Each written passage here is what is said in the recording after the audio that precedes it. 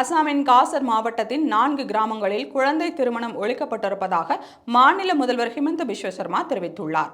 அசாமில் குழந்தை திருமணத்தை தடுக்க 2023ஆம் ஆண்டு பிப்ரவரியில் சிறப்பு நடவடிக்கையை மாநில அரசு தொடங்கியது. முதல் கட்ட நடவடிக்கையின் போது 3483 பேர் கைது செய்யப்பட்ட நிலையில் 4515 வழக்குகள் பதிவு செய்யப்பட்டன. 2023ஆம் ஆண்டு அக்டோபரில் 2ஆம் கட்ட நடவடிக்கையை அசாம் அரசு தொடங்கியது.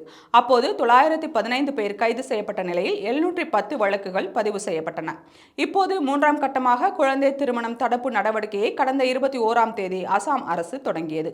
இதுகுறித்து சமீபத்தில் பேசிய அசாம் முதல்வர் ஹிமந்த பிஸ்வ சர்மா, வரும் 2026ஆம் ஆண்டுக்குள் அசாமில் குழந்தை திருமணம் முழுமையாக ஒழிக்கப்படும் என்று நம்பிக்கை தெரிவித்தார்.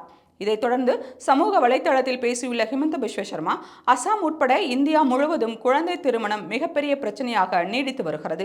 குழந்தை திருமணத்தால் இளம் பெண்களின் உரிமைகள் பறிக்கப்படுகின்றன.